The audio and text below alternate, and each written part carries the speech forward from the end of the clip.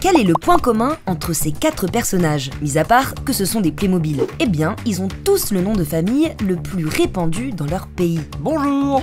Si les Martins ont la première place en France, ils sont suivis des Bernard, puis des Thomas.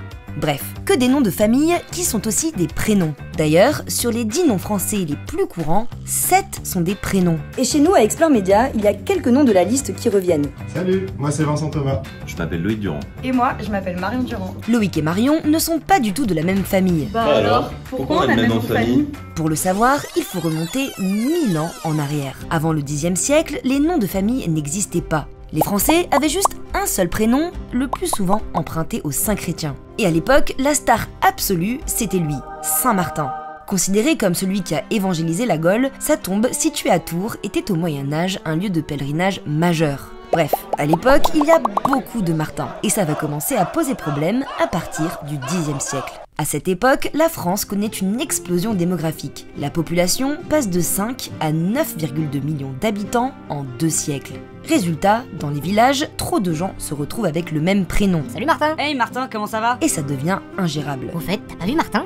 Salut Martin et Martin. Et oui, pas facile de collecter les impôts ou d'arrêter les malfaiteurs quand on se retrouve face à une armée de Martin, de Marie ou de Joseph. Alors, pour s'y retrouver, les individus vont se donner des surnoms. Salut, moi c'est Martin le Bossu. Et moi c'est Martin le Roux. Moi, je suis Martin le Borgne. Ces surnoms vont se figer naturellement sans intervention de l'État. Et vers le XIIe, XIIIe siècle, ils vont commencer à se transmettre héréditairement. Partout en France, c'est le père, en tant que chef de famille, qui transmet son surnom à ses enfants. Partout, sauf en Normandie, où il y avait de fortes traditions vikings. Les femmes veuves pouvaient être chefs de famille et donc transmettre leur nom. Et c'est pour ça qu'aujourd'hui, on retrouve encore énormément de matronymes dans la région. D'ailleurs, les vikings n'ont pas fait comme nous. En Scandinavie, la coutume était de changer de nom à chaque génération. Par exemple, en Islande, John, fils de Stephans, s'appelle John Stephansson. Et Sigrid, fille de Stephans, s'appelle Sigrid Stephansdottir. Aujourd'hui, seule l'Islande a gardé ce système, tandis que d'autres pays, comme la Suède ou la Norvège, l'ont laissé tomber. On avait trop de Janssen, Andersen, vraiment trop d'homonymes. En 1904, une loi est passée pour qu'ils puissent choisir des noms en allant les déclarer aux officiers d'état civil. Mais il y a eu tout et n'importe quoi. Les gens venaient dire qu'ils s'appelaient Grand Héros des Neiges, Aigle Impérial. Et donc en 1961, la Suède a généré une liste de 50 000 noms de famille. Et ils ont dit maintenant à toute la population, vous allez choisir un nom dans cette liste. En France, dès le XIVe siècle, les premiers registres tenus par les curés des paroisses vont inscrire définitivement par écrit les noms de famille. Et dès la fin du XVe siècle, impossible d'en changer sans autorisation du roi. Une interdiction toujours en vigueur aujourd'hui, à moins de faire une demande officielle au ministère de la Justice pour motif sérieux.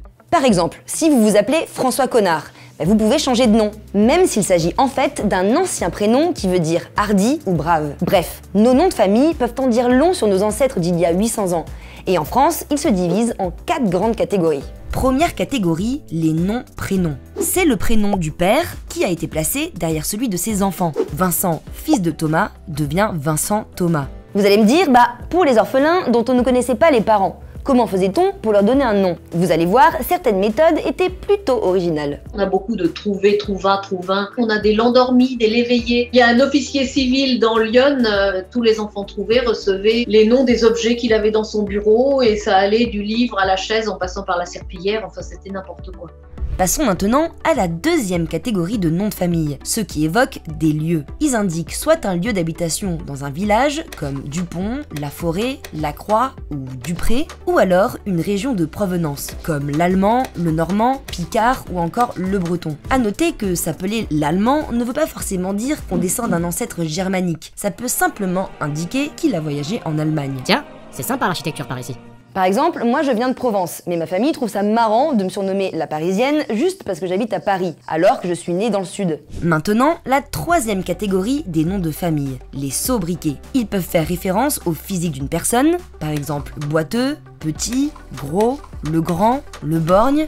Et d'ailleurs, le borgne, ce n'est pas forcément parce que la personne n'avait qu'un œil, ça pouvait juste dire qu'elle louchait. Bossuet pour les bossus, Blondel pour les blonds, Rousseau ou Leroux pour les roux et le noir pour les bruns. Ou alors, le nom faisait référence à une caractéristique morale, le bon, le doux, courtois, sauvage ou joli, qui veut dire joyeux. Des surnoms toujours donnés par les voisins, donc pas toujours sympathiques. On a des boivins pour celui qui vraiment buvait trop. Boileau, a priori, il ne buvait pas que de l'eau. J'adore l'eau. En Bretagne, il y a près de 25% des noms de famille qui viennent de sobriquets, à croire qu'ils étaient particulièrement blagueurs ou peut-être plus observateurs. Comme le Cor qui veut dire le nain en breton, le Moile qui veut dire chauve ou encore le Gwen qui vient du mot breton Gwen qui veut dire blanc et qui désigne donc quelqu'un aux cheveux blancs. Et enfin, il y a la quatrième et dernière catégorie de noms de famille, les métiers.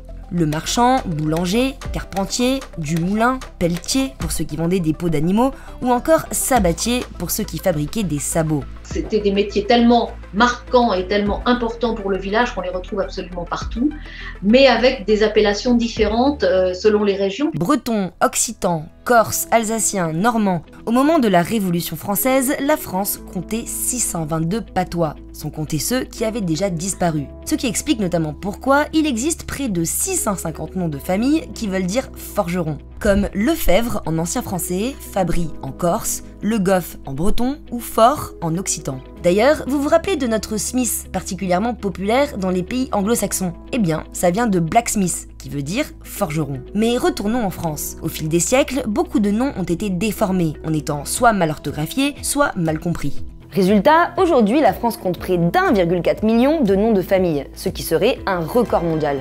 Quand on dit à quelqu'un que la France détient le record du nombre de noms de famille, la personne nous dit automatiquement « mais la Chine, c'est le pays le plus peuplé du monde, comment peuvent-ils avoir moins de noms de famille que nous ?» La Chine, qui compte près d'1,4 milliard d'habitants, recense environ 6 000 noms de famille, mais seulement une centaine sont portés par 86% de la population. Les 3 noms les plus répandus sont portés par près de 300 millions de personnes. L'Empire du Milieu est l'un des pays au monde qui a la plus faible diversité de noms de famille. Et pourtant, les Chinois furent l'un des premiers peuples à les utiliser, il y a près de 3000 ans, pour partager les rizières et collecter les impôts. Depuis le 9e siècle en Chine, il y a un livre qui a fait partie du bagage obligatoire de tous les écoliers jusqu'à Mao Tse-tung. C'était ce qu'on appelait le livre des 100 noms, qui répertoriait les 500 noms de famille de l'ethnie Han. Et lorsque l'ethnie majoritaire Han mettait la main sur un territoire, toute la population locale devait choisir un nom parmi cette liste d'idéogrammes.